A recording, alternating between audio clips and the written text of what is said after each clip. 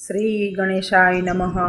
મિત્રો, આપ જોઈ રહ્યા છો યુટ્યુબ આપણી ચેનલમાં તમારું હાર્દિક સ્વાગત છે. અને આજે શુભ એકાદશી નિમિત્તે આપણે ભગવદ્ ગીતાજીનો 18મો અધ્યાય સાંભળીશું, મોક્ષ સંન્યાસ યોગ. ભગવદ્ ગીતાનો અંતિમ અધ્યાય સૌથી દીર્ઘતમ છે અને તેમાં અનેક વિષયોને આવરી લેવામાં આવ્યા છે. અર્જુને કહ્યું, હે મહાભુજાઓવાળા શ્રી કૃષ્ણ, હું સંન્યાસ અને ત્યાગ આ બંનેની પ્રકૃતિ અંગે જાણવા ઈચ્છું છું. હે ઋષિકેશ, હું આ બંને વચ્ચેની પૃથકતા અંગે પણ જાણવા ઈચ્છું છું. પરમ દિવ્ય ભગવાન બોલ્યા, કામનાઓથી અભિપ્રેરિત કર્મોનો ત્યાગ કરવો તેને બુદ્ધિમાન લોકો સંન્યાસ સમજે છે. સર્વે કર્મોના ફળોનો ત્યાગ કરવો તેને વિદ્વાનો ત્યાગ તરીકે ઘોષિત કરે છે. કેટલાક વિદ્વાનો જણાવે છે કે સર્વે કર્મોને દોષપૂર્ણ ગણીને તેમનો ત્યાગ કરવો જોઈએ, જ્યારે અન્ય વિદ્વાનો માને છે કે યજ્ઞ, દાન અને તપ જેવા કર્મોનો કદાપી ત્યાગ કરવો જોઈએ નહીં. હવે ત્યાગના વિષયમાં મારો નિષ્કર્મ સાંભળ. હે મનુષ્યોમાં વ્યાધ્ર, ત્યાગના 3 પ્રકારો જણાવવામાં આવ્યા છે. યજ્ઞ, દાન અને તપને આધારિત કાર્યોને કદાપી પરિત્યાગ કરવો જોઈએ નહીં, તેમનું અવશ્ય પાલન કરવું જોઈએ. વાસ્તવમાં યજ્ઞ, દાન અને તપના કાર્યો મહાત્માઓને પણ શુદ્ધ કરનારા છે. આ કર્તવ્યોનું પાલન આસક્તિ તથા ફળની અપેક્ષા રાખ્યા વિના કરવું જોઈએ. હે અર્જુન, આ મારો નિશ્ચિત તથા ઉત્તમ મત છે. નિયત કર્તવ્યોને કદાપી ત્યજવા જોઈએ નહીં. આવા ભ્રમિત સંન્યાસને તામસી ગણવામાં આવે છે. નિયત કર્તવ્યનો ત્યાગ કરી દેવો કારણ કે તે દુઃખદાયક અને શરીર માટે કષ્ટદાયક છે, તેને રાજસિક ત્યાગ કહેવામાં આવે છે. આવો ત્યાગ કદાપી ઉન્નતિ માટે લાભદાયક નીવડતો નથી. જ્યારે કર્તવ્યને ઉત્તરદાયિત્વના પ્રતિભાવ સ્વરૂપે કરવામાં આવે છે અને વ્યક્તિ કોઈ પણ પ્રકારના ફળ પ્રત્યેની આસક્તિનો ત્યાગ કરે છે, ત્યારે તે ત્યાગને સાત્વિક માનવામાં આવે છે. જે લોકો ન તો પ્રતિકૂળ કાર્યની ઉપેક્ષા કરે છે કે ન તો અનુકૂળ કાર્ય પ્રત્યે આસક્ત થાય છે, એવા મનુષ્યો વાસ્તવિક ત્યાગી છે. તેઓ સાત્વિકતાના ગુણોથી સંપન્ન છે તથા કાર્યની પ્રકૃતિ અંગે સંશયરહિત છે. દેહધારી જીવો માટે પૂર્ણપણે પ્રવૃત્તિઓનો પરિત્યાગ કરવો અસંભવ છે, પરંતુ જેઓ તેમના કર્મોના ફળોનો પરિત્યાગ કરે છે તેઓ વાસ્તવિક ત્યાગી કહેવાય છે. જે લોકો વ્યક્તિગત ફળ પ્રત્યે આસક્ત હોય છે તેમને મૃત્યુ પશ્ચાત પણ કર્મોના 3 પ્રકારના ઇષ્ટ, અનિષ્ટ તથા મિશ્ર ફળો પ્રાપ્ત થાય છે. પરંતુ જે લોકો તેમના કર્મોના ફળોનો ત્યાગ કરી દે છે તેમને અહીં કે મૃત્યુ પશ્ચાત પણ આવા કોઈ પણ ફળો ભોગવવા પડતા નથી. હે અર્જુન, હવે સર્વ કર્મોની સિદ્ધિ માટે સાંખ્ય સિદ્ધાંતમાં ઉલ્લેખિત 5 તત્વો અંગેનું મારી પાસે શ્રવણ કર, જે કર્મોના પ્રતિભાવો કેવી રીતે રોકવા તે અંગે સ્પષ્ટતા કરે છે. શરીર, કર્તા, વિવિધ ઇન્દ્રિયો, અનેક પ્રકારના પ્રયાસો તથા દિવ્ય પરમાત્મા કર્મના આ 5 તત્વો છે. શરીર, વાણી અથવા મન દ્વારા કરવામાં આવતા ઉચિત કે અનુચિત કોઈ પણ કર્મોમાં આ 5 તત્વો ભાગ ભજવે છે. જેઓ આ જ્ઞાન ધરાવતા નથી તેઓ આત્માને એકમાત્ર કર્તા માને છે. તેમની અશુદ્ધ બુદ્ધિને કારણે તેઓ વિષયને મૂળ સ્વરૂપે જોઈ શકતા નથી. જે લોકો કર્તા હોવાના અહંકારથી મુક્ત છે તથા જેની બુદ્ધિ આસક્ત થતી નથી, તેઓ જીવોને હણવા છતાં પણ ન તો હણે છે કે ન તો તેઓ કર્મોથી બદ્ધ થાય છે. જ્ઞાન, જ્ઞેય અને જ્ઞાતા આ 3 પરિબળો છે જે કર્મને પ્રેરિત કરે છે. કર્મનું સાધન સ્વયં કર્મ અને કર્તા આ કર્મના 3 ઘટકો છે. સાંખ્ય દર્શનમાં જ્ઞાન, કર્મ અને કર્તાને તેમના 3 માયિક ગુણોને અનુસાર 3 પ્રકારોમાં વર્ગીકૃત કરવામાં આવ્યા છે. ધ્યાનથી સાંભળ, હું આ અંગેનો ભેદ સ્પષ્ટ કરીશ, જેના દ્વારા વ્યક્તિ સર્વ વિભિન્ન જીવોમાં એક અવિભાજિત અવિનાશી વાસ્તવિકતાને જોવે છે. તે જ્ઞાનને સાત્વિક જાણવું. જે જ્ઞાનને કારણે વ્યક્તિ અનેક જીવોને વિવિધ શરીરોમાં વૈયક્તિક અને પૃથક જોવે છે, એ જ્ઞાનને રાજસિક માનવું. તે જ્ઞાનને તમોગુણી કહેવામાં આવે છે, જેમાં વ્યક્તિ એક અલ્પ અંશની વિભાજન લિપ્ત રહે છે, જાણે કે તેમાં પૂર્ણ સમાવષ્ટિ હોય છે, જે ન તો ઉચિત કારણથી યુક્ત હોય છે કે ન તો સત્ય પર આધારિત હોય છે, જે કર્મ શાસ્ત્રોક્ત અનુસાર છે, જે રાગ દ્વેષ રહિત છે તથા જે ફળની કામના રાખ્યા વિના કરવામાં આવે છે તેને સાત્વિક કહેવાય છે. જે કર્મ સ્વાર્થયુક્ત કામનાથી પ્રેરિત છે, અહંકાર સાથે કરવામાં આવે છે અને તણાવથી પૂર્ણ છે તેને રજોગુણી કહેવામાં આવે છે. જે કર્મ મોહવશ પોતાના સામર્થ્યનો વિચાર કર્યા વિના પરિણામોનો અને નુકસાનનો અનાદર કરીને તથા અન્યની હિંસા કે ઈજા કરીને આરંભ કરવામાં આવે છે તેને તામસી કહેવામાં આવે છે. તેને સાત્વિક કર્તા કહેવામાં આવે છે જ્યારે તે અથવા તો તેણી અહંકાર અને આસક્તિથી મુક્ત હોય, ઉત્સાહ અને નિર્ધારથી સંપન્ન હોય તથા સફળતા અને નિષ્ફળતામાં અવિચલિત રહે છે તેને રજોગુણી કર્તા કહેવામાં આવે છે. જ્યારે તે કે તેણી કર્મના ફળની તૃષ્ણા સેવે છે, લોભી, હિંસાત્મક, અપવિત્ર હોય છે અને હર્ષ તથા શોકથી વિચલિત થાય છે. જે બિન અનુશાસિત, અભદ્ર, જિદ્દી, કપટી, આળસુ, ખીન અને કામ કરવામાં શિથિલ હોય છે તેને તમોગુણી કર્તા કહેવાય છે. હે અર્જુન, હવે તને માયિક પ્રકૃતિના 3 ગુણો અનુસાર વિભિન્ન પ્રકારની બુદ્ધિ અને સંકલ્પના તફાવત વિશે હું વિસ્તૃત રીતે વર્ણન કરીશ. હે પાર્થ, જે કયું કર્મ ઉચિત છે અને જે કયું કર્મ અનુચિત છે, કર્તવ્ય શું છે અને અકર્તવ્ય શું છે, શાનાથી ભયભીત થવાનું છે અને શાનાથી ભયભીત થવાનું નથી, શું બંધન કરતા છે અને શું મુક્તિ કરતા છે તે જાણે છે તેવી બુદ્ધિને સત્વગુણી બુદ્ધિ કહેવામાં આવે છે. જે બુદ્ધિ ધર્મ અને અધર્મ વચ્ચે ગૂંથાયેલી હોય છે અને ઉચિત તથા અનુચિત વચ્ચે ભેદ કરી શકતી નથી તેને રાજસી બુદ્ધિ હોય છે.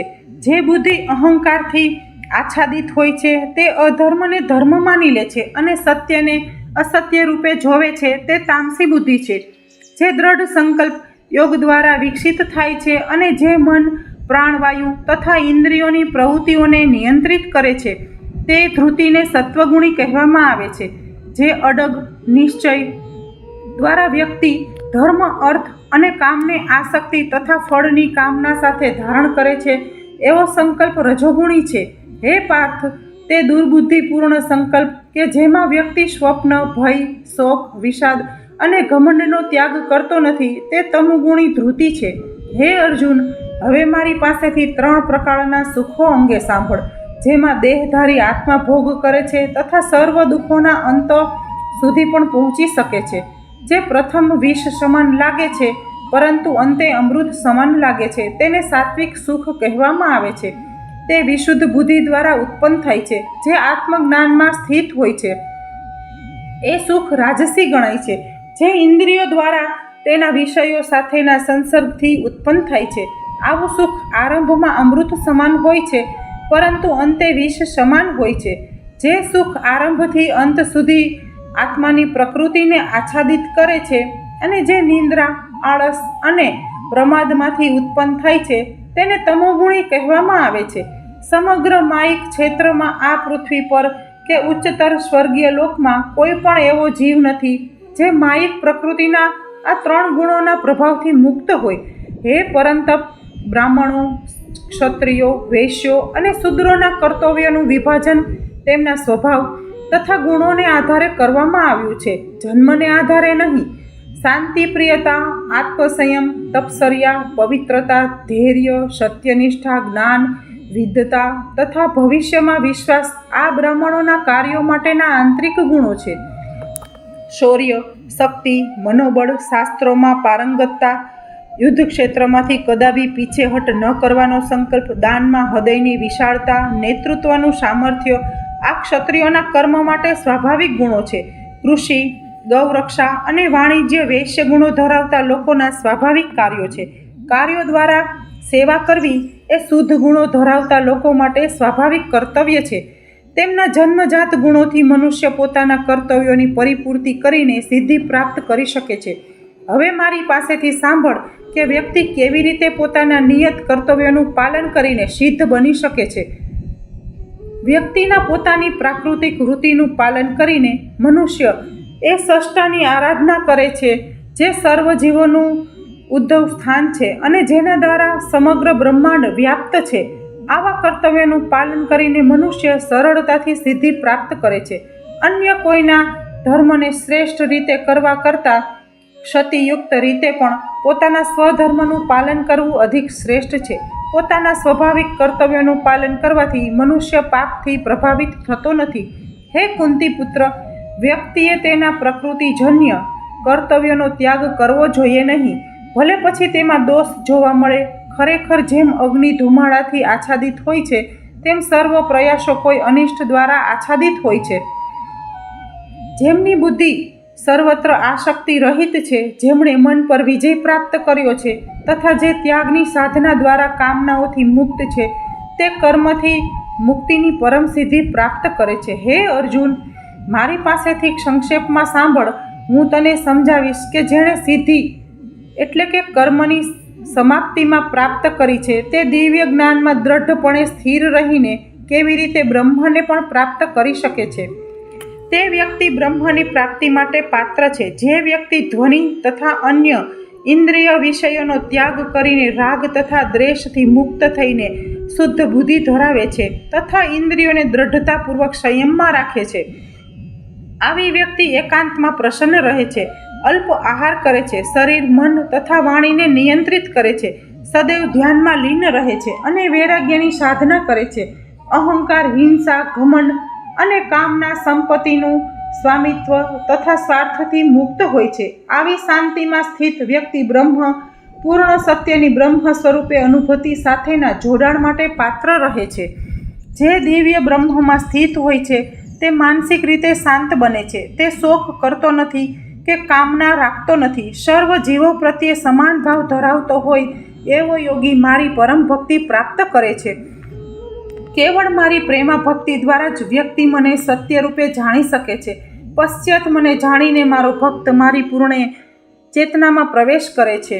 મારા ભક્તો સર્વ પ્રકારના કર્તવ્યોનું પાલન કરતા હોવા છતાં મારા સંપૂર્ણ આશ્રયમાં રહે છે. મારી કૃપા દ્વારા તેઓ શાશ્વત અને અવિનાશી ધામને પ્રાપ્ત કરે છે.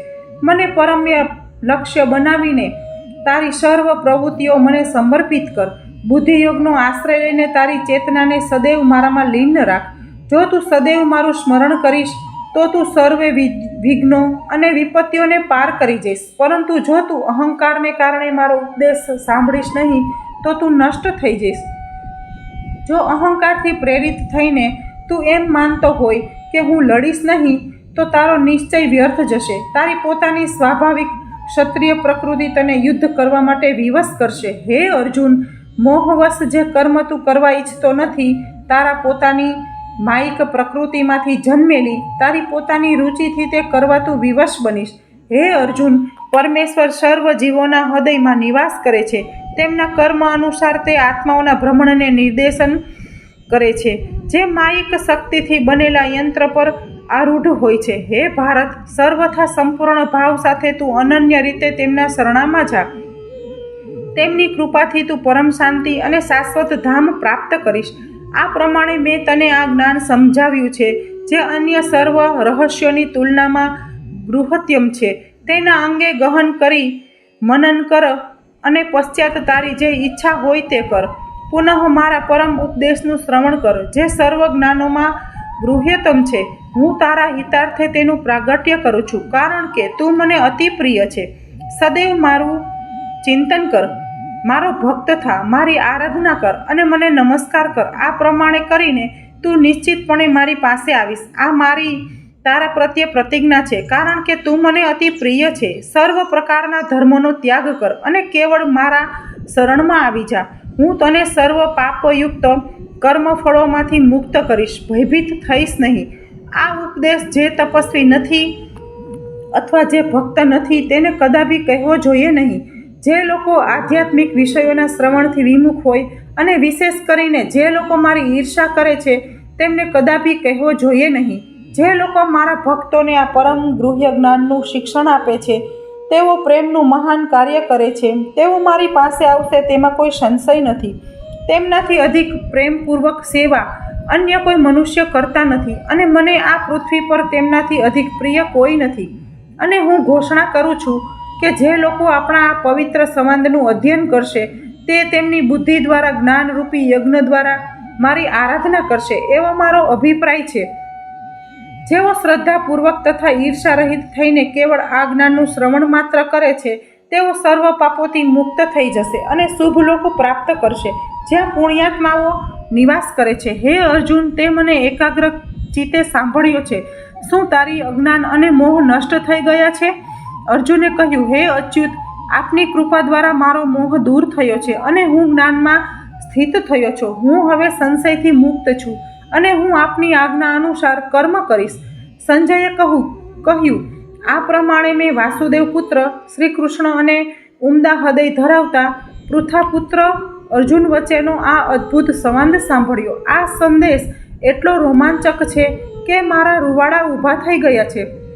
વેદવ્યાસની કૃપા દ્વારા સ્વયં યોગેશ્વર શ્રી કૃષ્ણ પાસેથી મેં આ પરમ અને ગૃહ્યતમ યોગ સાંભળ્યો છે. હે રાજા, શ્રી કૃષ્ણ અને અર્જુન વચ્ચેના આ અદ્ભુત તથા વિસ્મયકારી સંવાદનું હું જેમ જેમ વારંવાર શ્રવણ કરું છું તેમ તેમ હું પુનઃ હર્ષ વિભોર થઈ જાઉં છું અને શ્રી કૃષ્ણના તે અત્યંત વિસ્મયકારક અને અદ્ભુત વિશ્વરૂપનું સ્મરણ કરીને હું અધિક અને અધિક આશ્ચર્યચકિત થઈ જાઉં છું અને હું પુનઃ આનંદથી રોમાંચિત થાઉં છું. જય યોગેશ્વર શ્રી કૃષ્ણ છે અને જ્યાં મહાન ધનુર્ધર અર્જુન છે ત્યાં નિશ્ચિતપણે અનંત ઐશ્વર્ય, વિજય, સમૃદ્ધિ અને ધર્મ રહેશે. આ મારો નિશ્ચિત મત છે. શ્રીમદ ભગવદ્ ગીતા શ્રી કૃષ્ણ અર્જુન સંવાદ મોક્ષ સંન્યાસ યોગો નામનો 18મો અધ્યાય સમાપ્ત. બોલો કૃષ્ણ કનૈયા લાલ કી જય.